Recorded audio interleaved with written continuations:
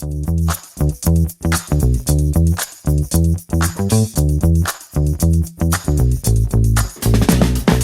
Jones, president of the Hudson Development Corp.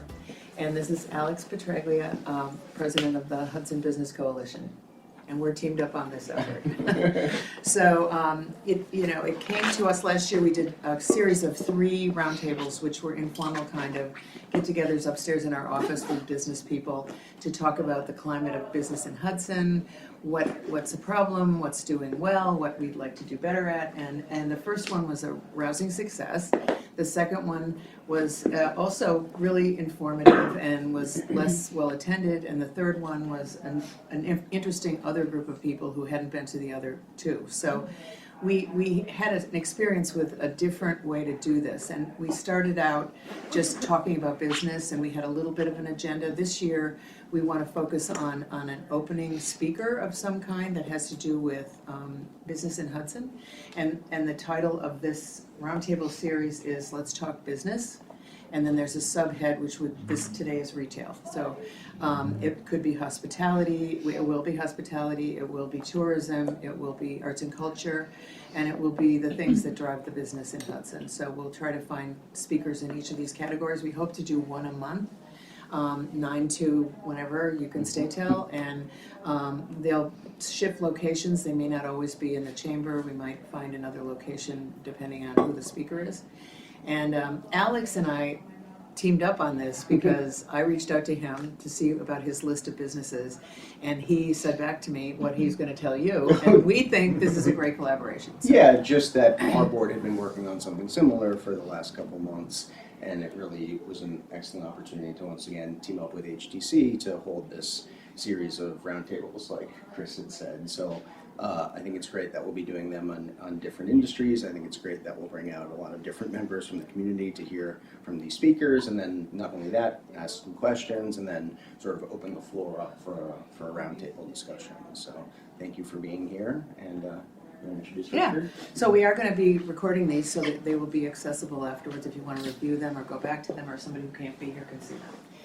Richard is our first guest speaker. No pressure. When I called him up and asked him if he would consider doing this, he said yes right away.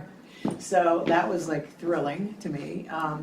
Richard and Greg, his partner Greg in business and in life, have had their store in Hudson for 20 years this year. So they have a big anniversary, and they started in a very tiny shop on Warren Street. They came up here in 2001 as a second home in Athens from New Jersey.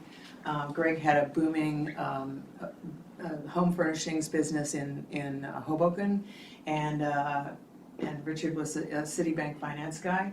And they came up here. They noticed right away in Hudson that there was a lot of antiques, but there was no upholstery business, no in home furnishings, which he'll talk more about what he saw the niche as. But and they grew their business here. They moved from Athens to Old Chatham, and I think that they've been an enthusiastic participant, in my experience, with all kinds of Hudson causes and charities. And I know they both volunteered their time for the Cole House Party for many years. They volunteered their time for Alana.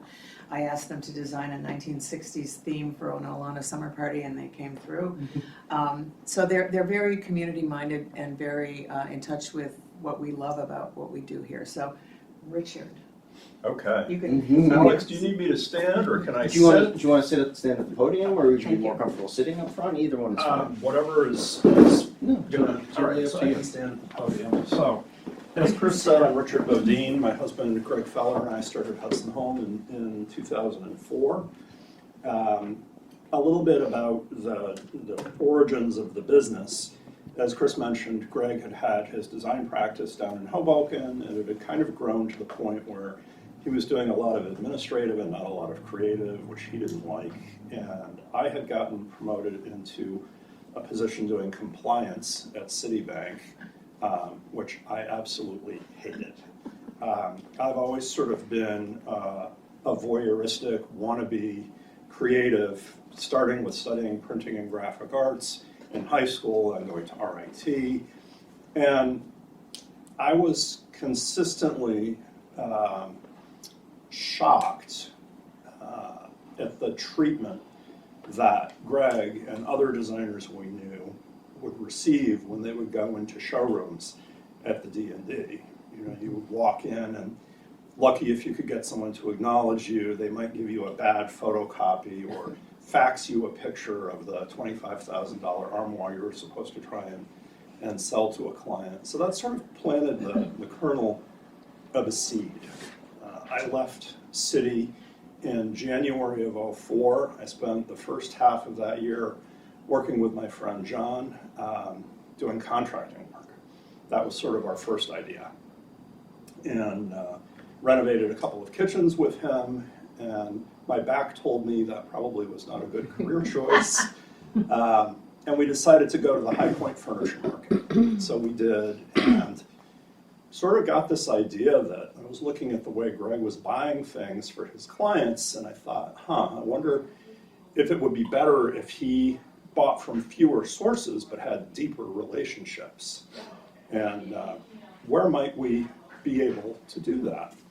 So we sort of looked up and down the Hudson Valley, and we looked in New Jersey, and we really loved being in Athens and didn't want to have a business in another location. So we started looking, closer to Hudson, and we looked in Athens, we looked at the Opera House in Athens, we looked in Catskill, and we ultimately settled on Warren Street because we felt like the train, for us, it had sort of been the umbilical cord back down to the metro area, and just felt like there was really good traffic. So in the fall of '04, we opened at 356 Warren. We just had the first floor of the building, and at that point in time, we ran the businesses separately.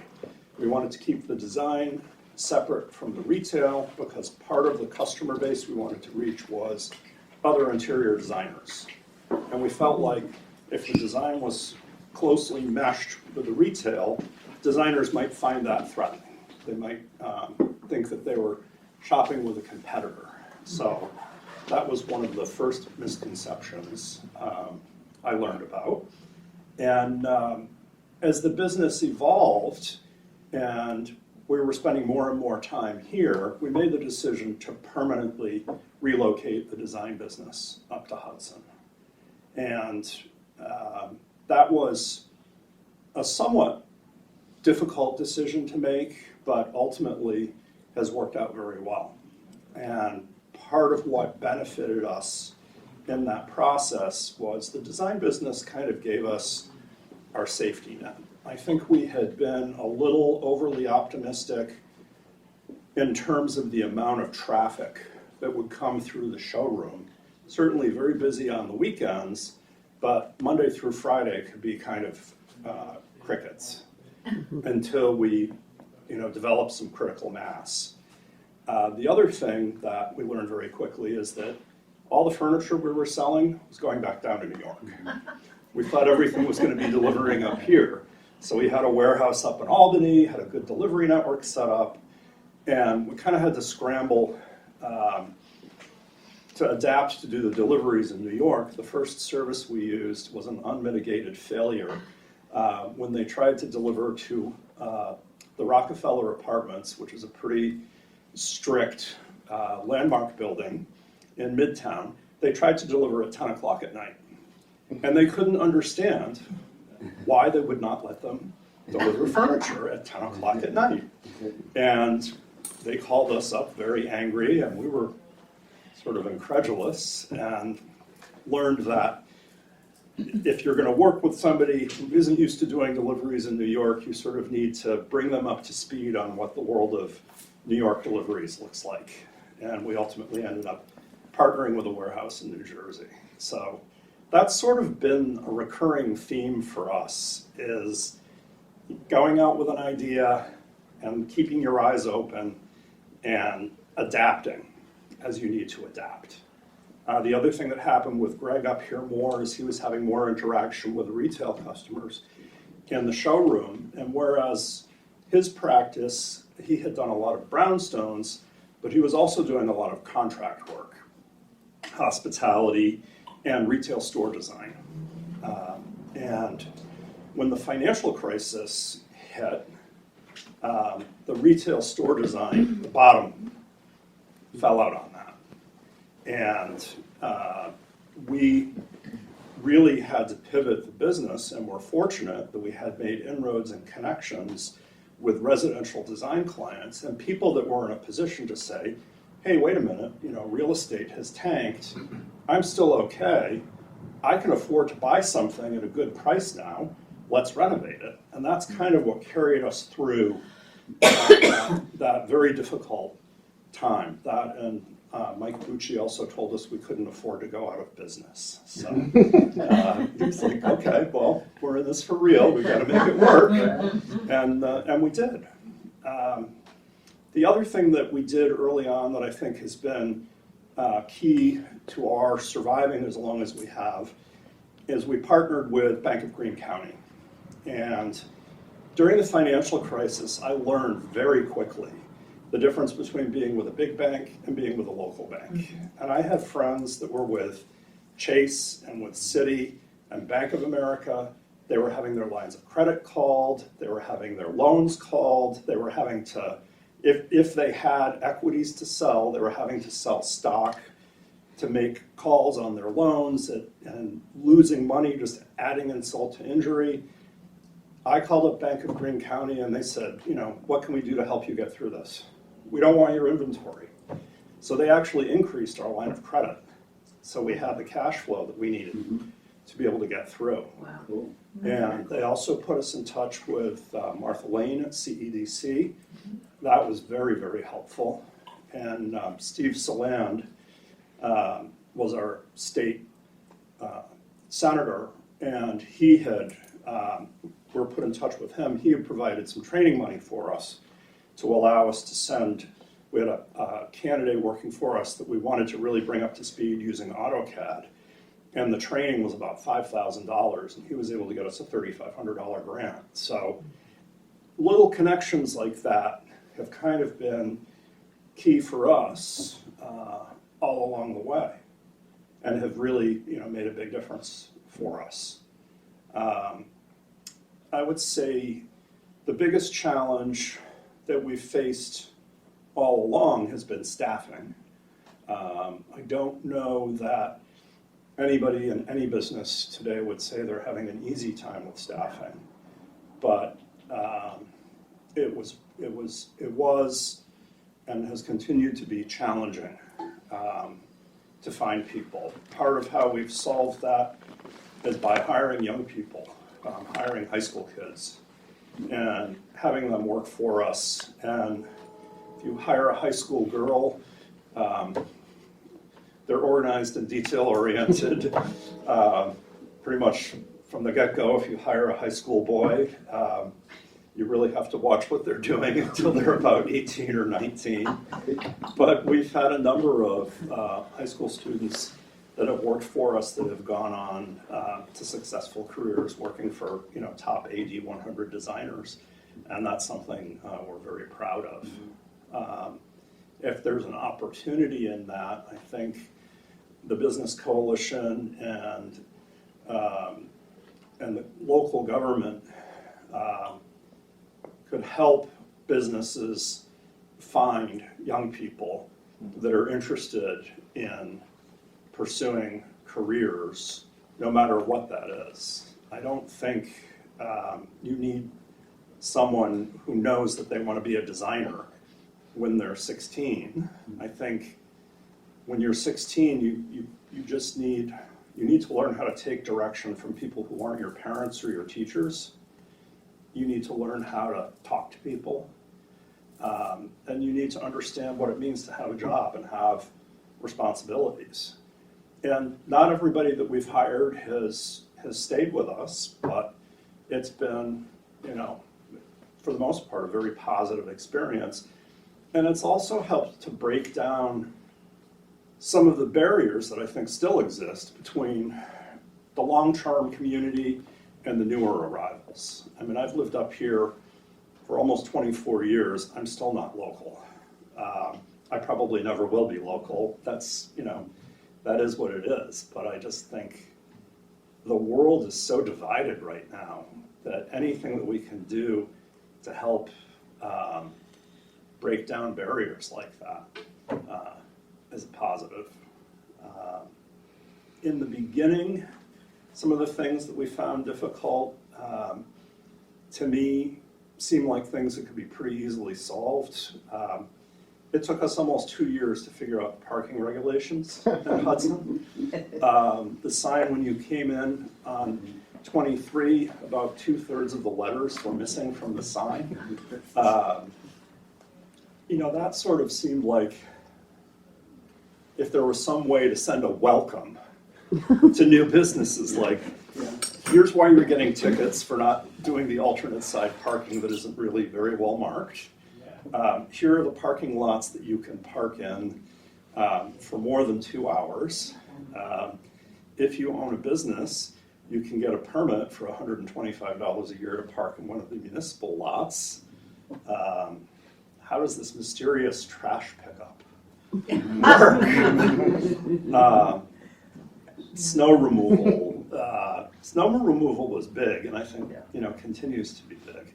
We contract with Pondside to do it. I mean, now we have the scale that we can afford to do things like that. In the beginning, it was really hard. Just even understanding what it was that you were supposed to be doing to comply with the rules. Other challenges that we've run into along the way, the success on Warren Street, the rising real estate values. It was in about 2012, we were talking with our landlords, the lease was up for renewal, and they came in with a 54% increase. That was the little store. That was the little store. In 1 year, and it really brought us up short. And we were looking at the numbers, and really it was kind of a watershed moment for us, and we had to decide if we were going to go big or stay home, because we could have gotten bigger, or we could have just said, you know what, we've got a good solid design practice, let's jettison the headaches and the overhead of the retail and just do design work, and our office can be anywhere. But we managed to secure the building that we're in now, and Greg is the creative side of the business. I'm the operations and money side of the business. So I knew he would come up with something beautiful. I just had to figure out how to pay for it. And Galvan was our landlord, and they were actually very good to work with and very supportive of us, and helped make it possible. But even at that, we had to raise a substantial amount of cash because the new space was 3 times the size, and you need inventory to fill that up. When you're in a big store like that, you can't just have one person working. You've got to have at least 2 people working. We went from having to shovel 1 small section of sidewalk to having to clean 2 huge sections of sidewalk. And every time we've faced situations like that, where it was, take the risk or pull back, we've taken the risk, I think, eyes open, but it's paid off. And, that's been coming from banking, I was very risk averse, and you just sort of have to stop and look, and you do a gut check, and it's like, well, what's the worst thing that's going to happen? My family isn't going to all die. I'm not going to lose all my friends. And if I lose my house, I'll have a really beautifully furnished underpass or something. And also trying to stay true to our brand. Just about the time we were looking to move, we were approached by Mitchell Gold.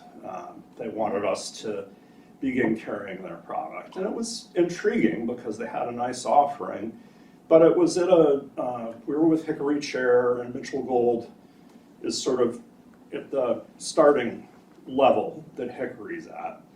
And, we stepped back, and initially it was like, well, this is a lot less expensive. We could probably sell more, but I'm also making less. And if you're selling more, that's more opportunities for things to go wrong. And we decided that we wanted to stay at the higher end. We decided early on that we weren't going to sell on price. We're expensive, but we feel like we give good value for what we do, and that there's a difference. And if someone will allow me to, I can tell them what the differences are. If the differences matter to them, then we're a good choice.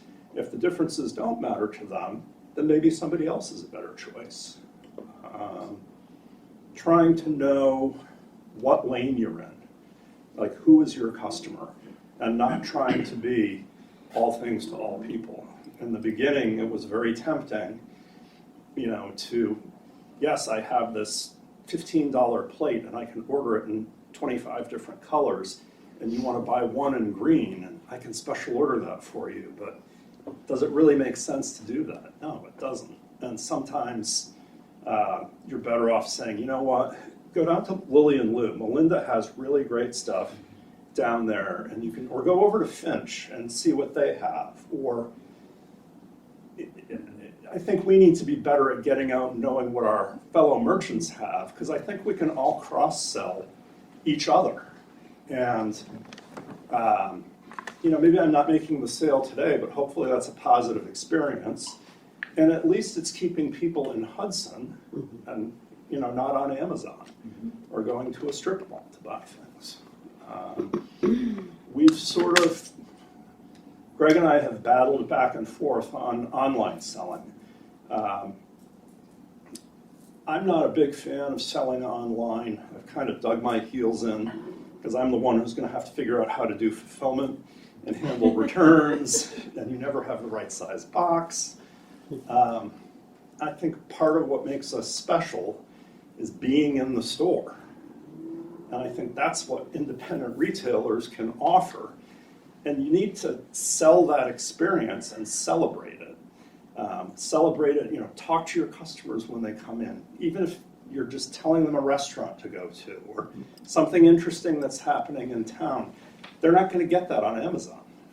I think having a web presence where people can learn about what you do is important. We're building our site out to be a place for people to go either as a follow-up after they've been to the store to see more, if they're in the store with their kids.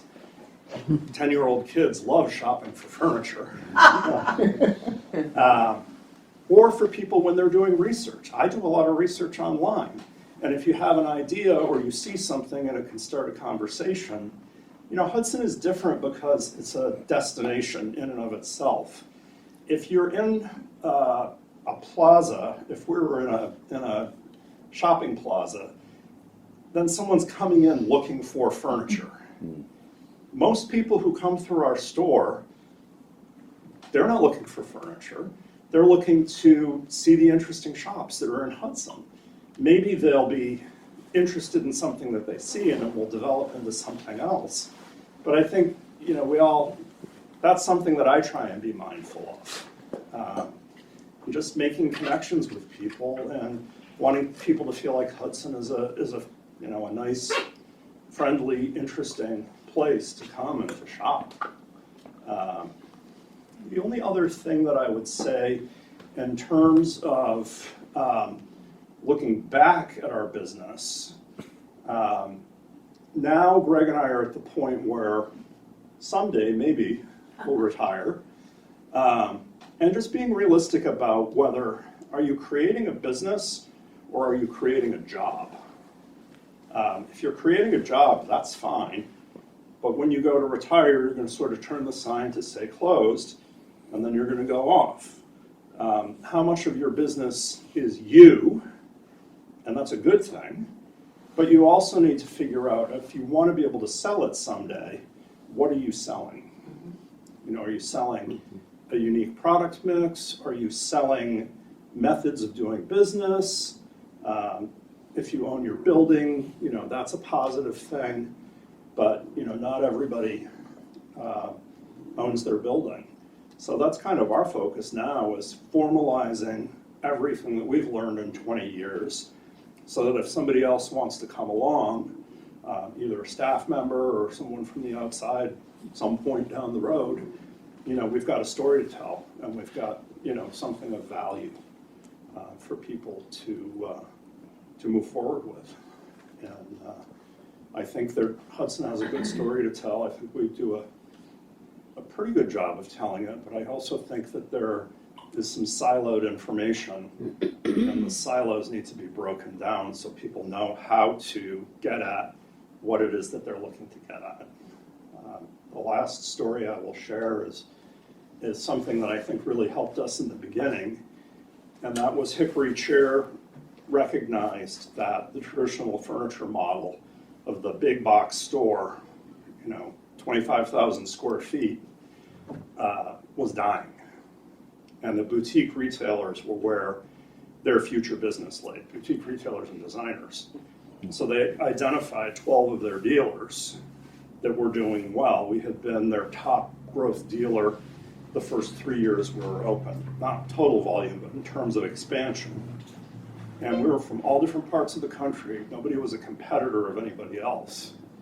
And that group of people that got together for 3 days to talk about, what we did and how we saw the brand of Hickory and how it fit into our brand, I still get together with those people at the furniture show twice a year.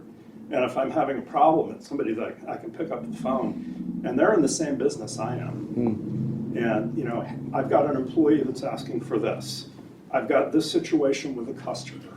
I have a vendor that just went out of business, or just somebody to sanity check stuff with. I think the Business Coalition can do that a lot, but I would encourage people when they travel to go into one or two other stores that are similar to yours or that you like when you're out and about, just to see what are they doing. And you talk to the owners, and you make friends, and you can write the trip off as a business expense. And it's a good way to grow and learn and share. So, Thank you. I wonder if you would talk a little bit about Winter Walk and your philosophy about Winter Walk. Because sure. So that's just recently in our heads. I think Winter Walk is about community and about opening up relationships and breaking down barriers. I like the fact that on Winter Walk, I don't recognize 3/4 of the people that come into my showroom. I think that it can be intimidating for people to come into our showroom. I mean, the front door is sort of set back from the garden, and I don't want people to be afraid to shop with us. Anybody is welcome to come in. But I said to Chris this morning as we were talking, if I look at Winter Walk just as a night, I need to have like between 8 and 10 people working. And most of what I'm selling are $10 Christmas ornaments. It's not a big moneymaker, but it's not about making money. It's about being a member of a community and opening your store up. So I've met young people who we've hired to work in the store on Winter Walk. I've had people that come in and saw something and come back 2 weeks later to buy it. I've had people come in that are like, gee, I never came in here before. I didn't realize that you had, you've got books that are $25, and you've got cards, and you've got a lot of different price points. So we've always looked at it as a night to do community service. And I think if you do that, you find it to be a very gratifying experience. So. Does anybody have any questions they'd like to ask Richard about his comments, or any questions you have about Hudson Business? No? Your customer or client base, Yes. did that expand or shift dramatically when you came from Hoboken? Did you still maintain those same customers? And if there was an expansion, was it here in the county or even the Berkshires or anywhere else? Or? That's so interesting and didn't pan out the way we expected it to. So, but it worked out very well. When you're in Hoboken, no one in Manhattan will hire you to be their designer. When you're in Hudson, which is cool and chic, people from Manhattan will hire you to be their designer. So we picked up a lot more work in New York City. And then, also work in Columbia County. The shift with COVID was dramatic. We had projects in the city that just completely shut down. And those people came up here, and I'd like to say that I'm a great forecaster and had the foresight. We bulked up on outdoor product in the fall of 19, all of which arrived in the spring of 20. And that was a brilliant circumstance for us, because that was just at the time when everybody, was investing in their own spaces, and you could feel safer getting together with people outside of your bubble if you were sitting outside. Just now, I was saying to Chris, over Christmas, we've had 2 long-term clients that have come back with new projects down in Manhattan. So, but the project base has gotten much more diverse and much less centered on one specific place. So, Great. yeah. So in the retail space, Mhm. do you have an overview of what kinds of items you carry? Does that change and shift and grow and shrink according to what the climate of shopping is? How do you evaluate that? Well, one of the barometers for us, or one of the things that was surprising for us, the French candles that we sell, they're a premium item. They start at $125 each. If you had ever told me people would buy $125 candles, I would have said you're insane. When we brought those in, that was probably the first big leap of faith we had to take, because they were not stocking them in the United States. And we had to bring in $7,500 worth of candles at our cost at one time to carry the line. And I thought, okay, well, I'm going to have a lot of Christmas presents for a long time, but they took off. And the way they talked to us about the product, the company has a very rich story. They were the wax suppliers to the court of Louis XIV. They're the oldest candle maker in Europe. They only use essentialists, so on and so on and so on. That product was our top seller during the worst days of the recession. Wow. And back then they were $75 each, and it was something that somebody could come in and buy, and it was a real luxury, but it was still attainable. And that was a lesson for us. And then as the retail base is diversified, in Hudson, there are vendors and categories that we've pulled back from. I think it's important that the merchants be aware of what other people sell, just so there's a diversity. There were lines that Melinda carried in her store, and we talked to her and said, you sell these things from Michael Aram, we'd like to sell these things, will that be okay? Yes, that would be fine. With books and things like that, we try and stay cognizant of what other people are selling. There's some overlap, but I think there's enough out there, that we can all be unique. And there were 2 big shifts in the business. The first one was the financial crisis in 2008. Before that, you would have customers that would come in and spend $3,000 or $4,000 just on stuff. Lamps, vases, picture frames, whatever. And that completely went away. So it's much more likely, it's either a sale that's less than $500 now, or a sale that's over $5,000. And there's not really much in the middle. Interesting. And are you, have you seen any shift in weekday versus weekend, or is that still pretty consistently the case? Weekdays financially can be some of the best days. You can spend more time with people. It's not as frantic as when the showroom is busy. Sometimes if you're the only shop in your block that's open, people come to town and they want to buy something. And the designers come in during the week, so there's more of that. So it's become, weekends are still the most traffic. But the biggest change that I've seen is that it's not as seasonal as it used to be. It used to be that March, April, May, and the first part of June were just horrible for retail. And it's horrible? Just in terms of, ski season was over. Summer hadn't started. April and May can still be funny. A drizzly Saturday is great. A nice sunny spring Saturday is horrible for business because everybody wants to be out in the yard. And I guess to Chris's question, in terms of barometers, I look at what the hotels and the Airbnbs and that kind of stuff are doing, and how busy they are to gauge what's going on. And that seems to be pretty much year-round, that you can't just pop into Hudson and stay for one night all the time. A lot of times there just aren't rooms. So. I just on that, just about, days of the week that places are open. I mean, having worked on Warren Street for the past almost 5 years now, I get angry shoppers saying, "Why are you the only place that's open on Warren Street?" Which is really kind of insulting and embarrassing. And, I understand that there's a, ebb and flow of the traffic that comes through town. I understand that weekenders leave, on a Monday afternoon, and things tend to slow down, and it doesn't make sense for a lot of businesses to stay open because of the overhead costs.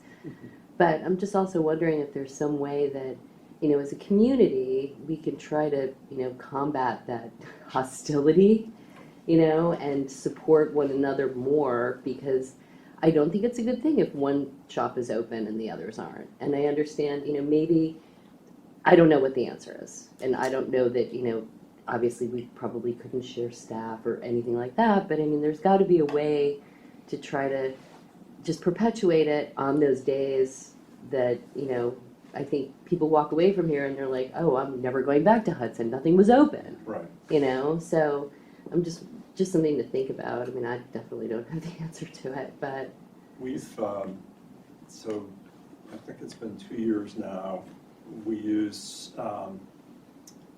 there's a company that does 3D scanning and virtual walkthroughs of space, and we'll 3D scan the showroom when we do a reset. And we posted a QR code on our sign.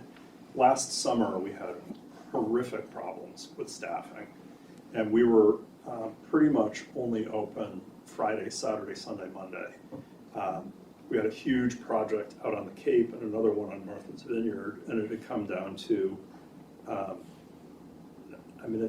we had to prioritize the design clients because, they were paying us a lot of money. But it was hard, and we did get hits on those, and we tried to have narrative around it too. What I say to people when they come in is, part of what you love about Hudson is the fact that it's independent retailers and it's not chain stores. And we all struggle with staffing, and I think most people are aware of that. We can't all work 7 days a week. We need to have a day off. So I think it could be a combination of, I don't know if you could have one day that you're going to be closed or what. I think it's better than it used to be. Yeah. Because you and I have been open about the same amount of time. Yep. I'm 18, you're 19, 20 years? Yep. I'm going on 19. Okay. And it used to always be Tuesday, Tuesday, Wednesday. Wednesday. No one was open, except Right. me. Yep. I'd Yep. come in and be like, what? And I'd be like, spend money here. Yeah. I had lots of things. Melinda was. Yeah, and Melinda was. I mean, there was maybe like a few. Right. But right. almost nobody, and people would complain constantly. And I think it's better than it was, but still I have trouble keeping track of who's open days or what. Right. And I don't know that there's a solution Yeah, to it, I don't but know it's that not there as is bad either. as it was. The biggest issue for us, I can't speak for other businesses, but in terms of opening days, it's just staff. Yeah. It's not purely, certainly there's a financial component to it. It's painful to be open and sell a $6 box of matches, when you've paid somebody to work a full day. Yeah. But because of the other work that we do, you need somebody who can really be present.